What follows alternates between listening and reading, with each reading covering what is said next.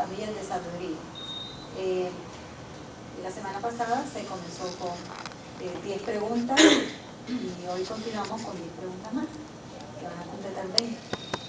Así que, si trajeron sus Biblias, pues quisiéramos que lanzáramos. Bienvenido, pastor, por estar con nosotros y a ver si nos ayuda en esta noche, ¿verdad? Aquí todos nos vamos a ayudar. Así que una de las primeras preguntas dice, ¿cuál fue la semilla que Cristo sembró? ¿Cuál fue la semilla que Cristo sembró que revela la verdad? ¿Cuál fue esa semilla? El Evangelio, dice la hermana. Vamos a ver qué dice Mateo 13:20. Y otra persona puede buscar el libro de San Juan, el capítulo 17:17.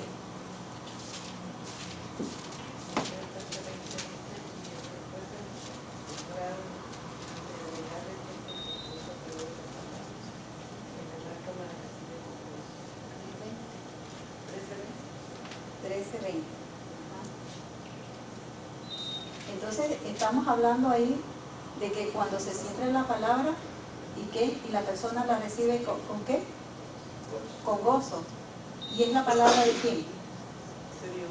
La palabra de Dios es la simiente. Juan 17:17. Santifícalos en tu verdad, tu palabra es verdad. Okay. Entonces la palabra de Dios es la simiente. Cada semilla tiene un poder germinador. Cuando se siembra una semilla, por ejemplo, la semilla de pasto, de la grama, se tira, ¿verdad? Y entonces llega un proceso que esa semilla, para poder crecer, tiene que haber un tiempo de crecimiento. Y eso pueden ser 8 días, pueden ser 7 días, eso depende de cómo se riegue. Así que en ella está encerrada la vida de la planta. Así hay vida en la palabra de Dios. En cada mandamiento y en cada promesa de la palabra de Dios se halla el poder, la vida misma de Dios, por medio de los cuales pueden cumplirse el mandamiento y la promesa. Aquel que por la fe recibe la palabra está recibiendo la misma vida y el carácter de Dios. Quiere decir que cuando recibimos la palabra, nuestra fe se vuelve viva y también entonces recibimos ¿qué? El carácter de Dios. Ahora, recuérdense que esto no es una predicación, esto es para que compartamos, y si usted tiene algo puede añadirlo.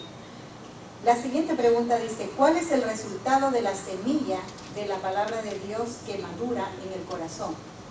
Si cuando la recibimos estamos recibiendo la vida y el carácter de Dios, entonces, ¿qué es lo que viene entonces a dar resultado de esa semilla de Dios que madura en el corazón del ser humano? Segunda de Corintios 3:18. Si alguien puede leer.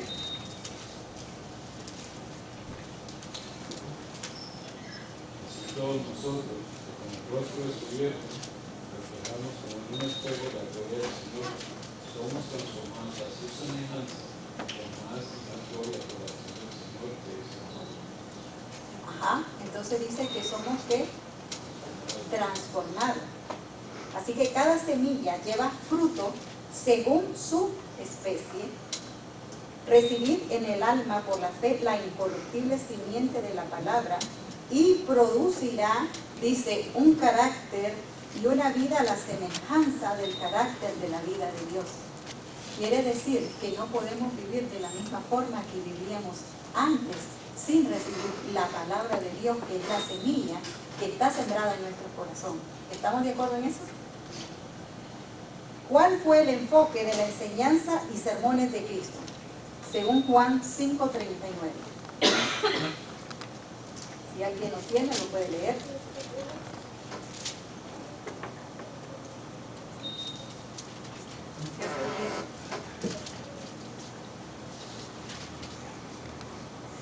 Escudriñad las escrituras, porque a vosotros os parece que en ellas tenéis la vida eterna, y ellas son las que dan testimonio de mí.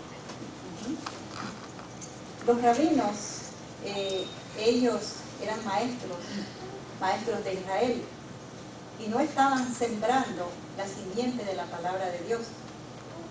La obra de Cristo como maestro de la verdad se hallaba enmarcado contraste con la de los rabinos de su tiempo. ¿Qué es lo que ellos enseñaban? Para que ustedes participen.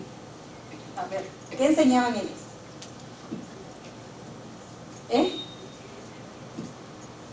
Doctrina de hombres. ¿Qué más? ¿Qué más enseñaban? Ellos estaban más interesados en muchos casos más en la letra que en el espíritu. Ellos enseñaban muchas de la Biblia en aquel entonces. El problema era que ellos estaban más interesados en la letra que en el espíritu. Eso habla mucho acerca de las tradiciones. Le da mucho valor a las tradiciones.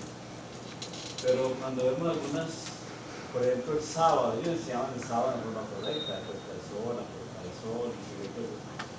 Pero comenzaron a ponerle cercos al sábado para protegerlo. Y en esa protección, dándole más interés a la letra que al espíritu, pues el sábado perdió su belleza por completo. Así que eso mismo nos puede pasar a nosotros. Nosotros tenemos la Biblia y la estudiamos y todo lo demás, pero muchas veces estamos más interesados en la letra que en el espíritu.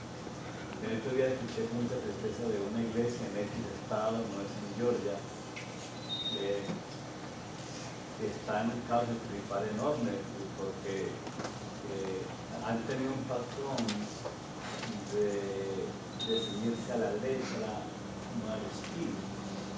Y eso es lo que pasa en el mundo de hoy. Sí, agrega aquí párrafos del Espíritu de Profecía de la hermana White, porque este libro es ¿cómo se llama? Palabras de Dios, el gran maestro. Dice que lo que mencionaba el pastor, ellos se espaciaban, dice, en las tradiciones, en las teorías y en las especulaciones humanas. A menudo colocaban lo que el hombre había enseñado o escrito acerca de la palabra en lugar de la palabra misma. El tema de la enseñanza y la predicación de Cristo era la palabra de Dios. Dice, él hacía frente a los inquiridores con un sencillo escrito está, que dicen las escrituras, ¿cómo lees? En toda oportunidad, cuando se despertaba algún interés, fuera por obra de un amigo o un enemigo, él sembraba la simiente de la palabra a aquel que es el camino, la verdad y la vida, siendo Cristo Jesús mismo. Ahora, la siguiente pregunta dice, ¿cuánto de la Biblia deberíamos aceptar? ¿Cuánto de la Biblia deberíamos aceptar como instrucción inspirada en justicia? Segunda de Timoteo 3:16. Si alguien lo tiene, puede leerlo. 3:16. Todas las escrituras es inspirada por Dios y útil para enseñar, para redarguir, para corregir, para instruir en justicia. Entonces, ¿cuánto deberíamos aceptar como instrucción? Todo. En nuestros tiempos, así como en antaño, las verdades vitales de la palabra de Dios son puestas a un lado para dar lugar a las teorías y especulaciones humanas. Esa verdad una vez en New York, llegó a mi casa y a veces con mis sermones. Yo no escuchaba un pastor evangélico en español. Y estaba predicando muy bonito, estaba predicando muy chévere. Y la gente llamaba y hacía preguntas y él respondía todo conforme a la Biblia, como solo esa escritura ahí, perdón, de la mencioné. Hasta que él lo llamó y le puso de Apocalipsis. Y digo, no le haga caso a Apocalipsis. Toda la Biblia no es Apocalipsis, porque eso lo escribió Juan. aquí un espíritu que se apoderó de y hizo que virtuosa la locura. Así que tristemente no podemos llegar a conocer toda la Biblia, porque no conocer la autoridad de la Biblia y que eso nos lleva a sacar nuestras propias deducciones. Sí, no, y muchos no consideran la Biblia como libro de Dios, sino como especulaciones, ¿no? Como dice teorías, algunos, ¿no? Dice, valoran su juicio como superior a la palabra y los pasajes de la escritura que ellos enseñan se basan en su propia autoridad. La divina autenticidad de la Biblia es destruida. Estamos hablando que en nuestros tiempos, así como los antaños, dice, las verdades vitales de la palabra de Dios son puestas a un lado. Dice, así se difunden semillas de incredulidad, pues la gente se confunde y no sabe qué creer. Lo mismo se hace hoy en día. Se hace aparecer a la palabra de Dios como misteriosa y oscura para excusar la violación de la ley divina. Cristo reprendió estas prácticas en su tiempo. Él enseñó que la palabra de Dios había de ser entendida por todos. Así que es muy importante que nosotros podamos entender bien la palabra de Dios. Lo que nosotros leemos, entenderlo. Dice, ¿qué amonestación se nos da en cuanto a la filosofía del hombre? Segunda de Pedro 3:17.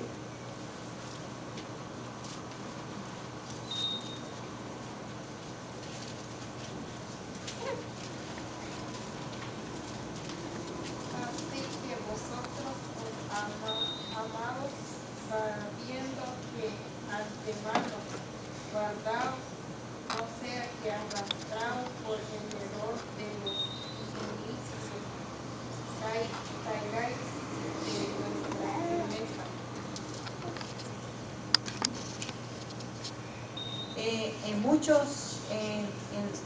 En los sermones de muchos púlpitos, dice, de nuestros días, no se nota esa divina manifestación que despierta la conciencia y vivifica el alma. ¿Qué me está diciendo aquí? Que muchos de los sermones que se predican en nuestras iglesias no se está despertando ni está vivificando el alma. Los oyentes no pueden decir, no ardía en nuestro corazón en nosotros mientras no nos hablaba en el camino y cuando nos abría las escrituras. Hay muchas personas que están clamando por el Dios viviente y anhelan la presencia divina. Las teorías filosóficas o los ensayos literarios, por brillantes que sean, no pueden satisfacer el corazón. Así que la palabra de Dios hable a la gente que los han escuchado solo tradiciones, teorías y máximas humanas, oigan la voz de aquel cuya palabra puede renovar el alma para vida eterna. Así que cuando nosotros presentamos la palabra de Dios en nuestros púlpitos, debemos de estar preparados. No es simplemente voy a agarrar un libro y cualquier cosa, porque aquí todos venimos buscando algo para vivificar el alma. Por eso dice que en nuestros tiempos debemos, dice, hay que entonces no repetir lo de los antaños, sino que despertar la conciencia y que vivifique el alma. La siguiente pregunta dice, ¿qué mensaje compartió Cristo que también es nuestro privilegio proclamar? Mateo 4:23.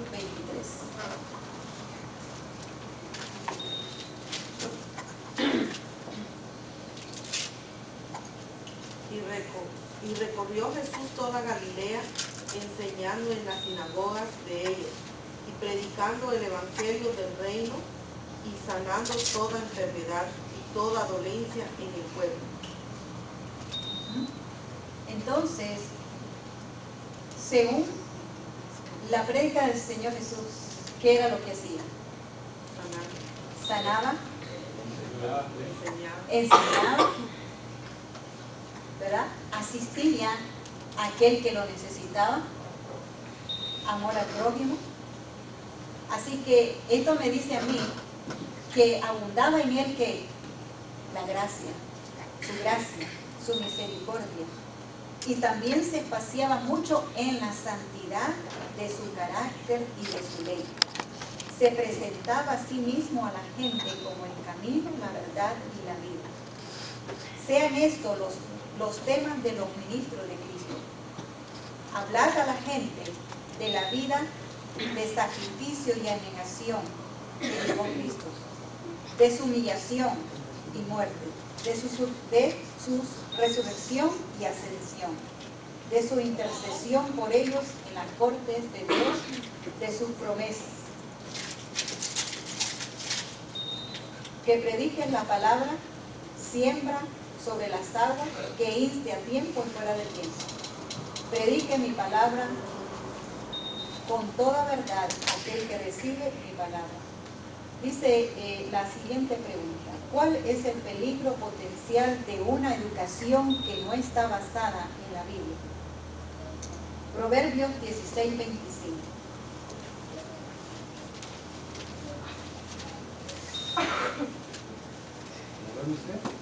Proverbios 16:25.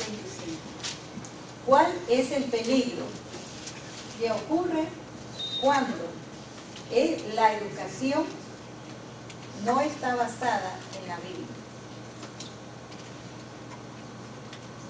Proverbios 16:25. Hay camino que parece derecho al hombre, pero su fin es camino del mal.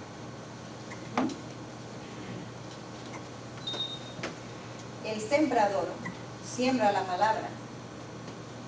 Aquí entonces se presenta el gran principio que debe gobernar toda obra educativa.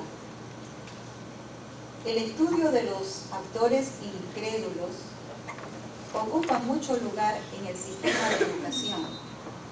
Y estamos hablando también de educación cristiana. Las investigaciones científicas desvían porque sus descubrimientos se interpretan mal y se pervierten.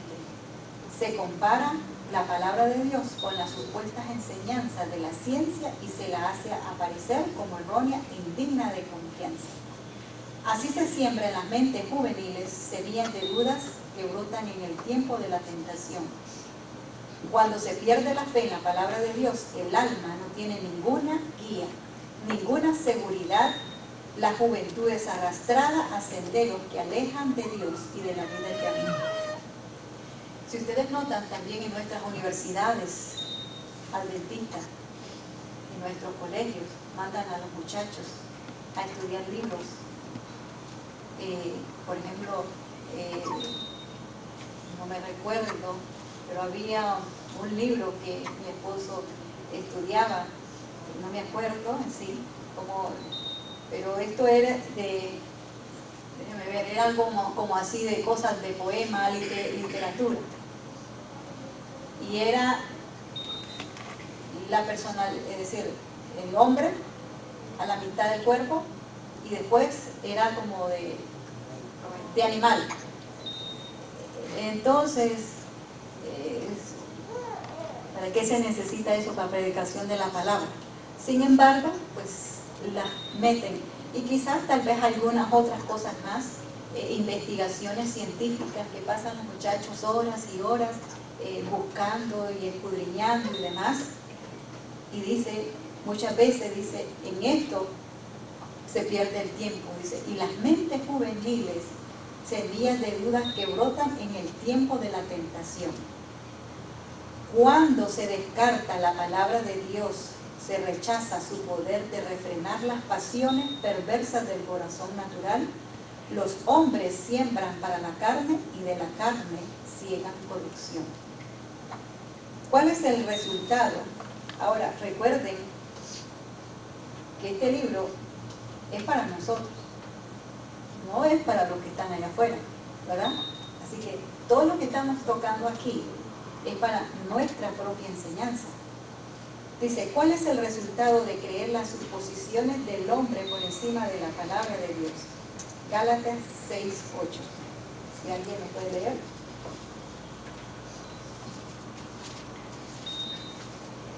Siempre para agradar a su naturaleza pecaminosa, esa misma naturaleza procesará la destrucción,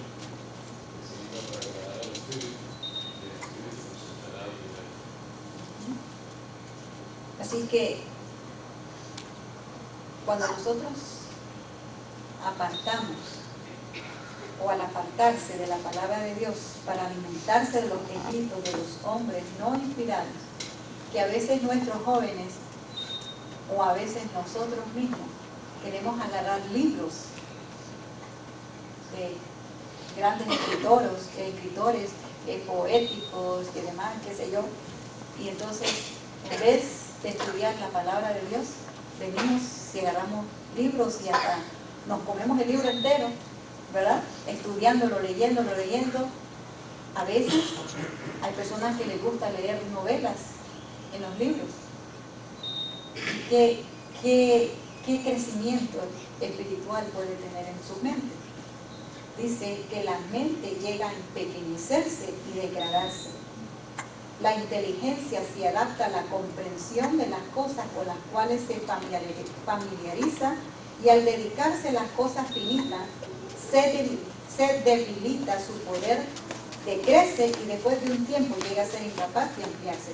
Esto no quiere decir que no vamos a leer libros educativos, pero que no sea eso lo primero para nosotros. Que lo primero que nosotros tengamos que usar sea el estudiar la palabra de Dios. La siguiente pregunta dice, ¿cuál debe ser el enfoque de la educación? Segunda de Timoteo 2:15.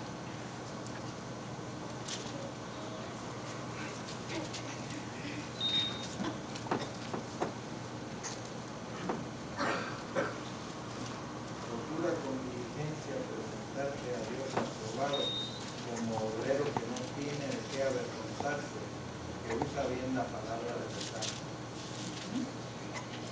Dice, procura con diligencia presentarte a Dios, ¿qué?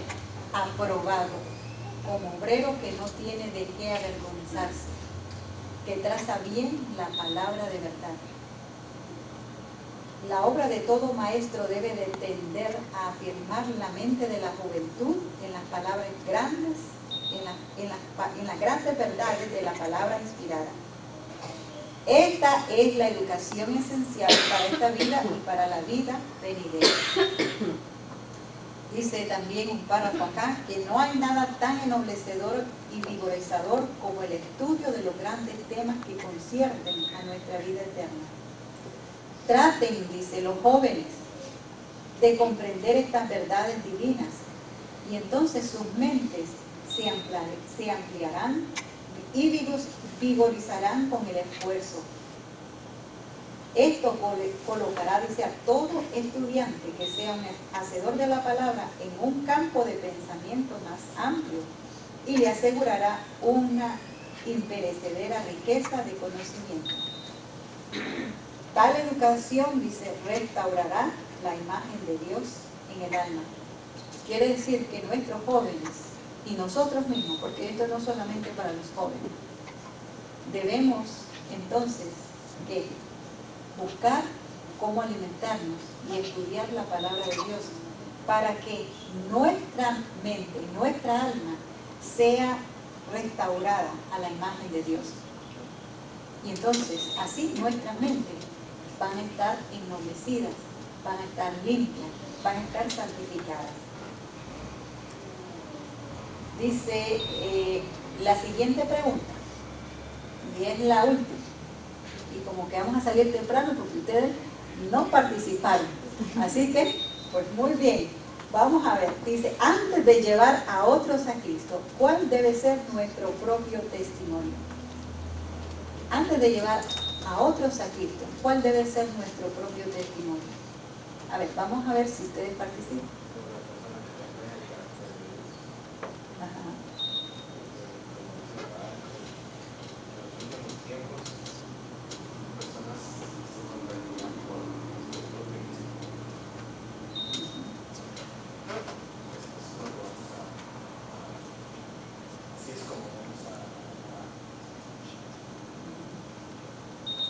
¿Ustedes creen que el testimonio es importante? Vamos a ver qué dice 1 Juan 1:2.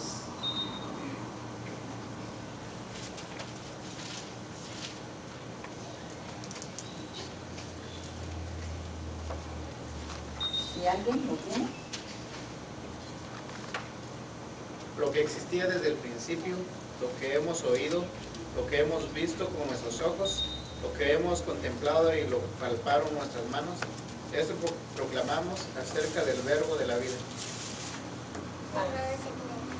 Primera de Juan 1:2. Oh, perdón. La vida que estaba con el Padre se manifestó. Nosotros lo vimos y os anunciamos la vida eterna. La cual estaba con el Padre y se nos ha aparecido, ¿verdad? El que enseña las verdades sagradas puede impartir únicamente aquello que él mismo conoce por experiencia. No se puede impartir verdades si nosotros por experiencia no las vivimos, ¿verdad? ¿Cómo puedo yo ir a testificar a otros si yo misma no estoy viviendo eso que quiero enseñar? Pero es correcto, tiene que explicar, es decir algo que nosotros ya hemos visto, eso es tenemos explicación de lo que hemos vivido. Así mismo. El sembrador salió a sembrar su semilla. Cristo enseñó la verdad porque Él era la verdad. Su propio pensamiento, su carácter, la experiencia de su vida estaban encarnados en su enseñanza. Si notamos al principio, decían que los rabinos enseñaban, y el pastor decía que también ellos enseñaban la verdad del sábado, y que dice, pero entonces se acercaron tanto que ellos mismos no podían, sus mismas, lo que ellos mismos habían impuesto, no podían cumplirlo. Dice que aquellos que quieren enseñar la palabra han de hacer de ella algo propio mediante una experiencia personal. Deben saber qué significa tener a Cristo. ¿Ustedes escucharon esto que dice qué importante es? Aquellos que han de enseñar la palabra han de hacer de ella algo propio mediante una experiencia personal. Entonces, en otras palabras, ¿cómo voy a hablar a otra persona y decirle, tenga amor por el prójimo, sea paciente, manifieste su gracia, cuando yo mismo no tengo misericordia ni gracia para el prójimo? Deben saber qué significa tener a Cristo. Muchos conocemos y decimos conocer a Cristo, pero una cosa es conocer y otra cosa es que viva Cristo en nosotros. Para terminar, dice, al presentar a los demás la palabra de Dios, no han de hacerla parecer como algo supuesto o un tal vez. Deben declarar con el apóstol Pedro, no os hemos dado a conocer fábulas por arte compuesta, sino como habiendo con nuestros propios ojos visto su majestad. Segunda de Pedro 1:16. Porque la vida fue manifestada y vimos y testificamos y os anunciamos aquella vida eterna, la cual estaba con el Padre y nos ha aparecido. En el estudio de hoy, hermanos, quiere decir, y nos lleva a un resumen, a que debemos que estudiar la palabra de Dios, que esa semilla que está en nuestros corazones entonces pueda dar fruto reflejando el carácter de Dios. Una vez reflejado el carácter de Dios, entonces ¿qué venimos a hacer? A testificar a otros de lo que ya entonces está germinado en nuestros corazones.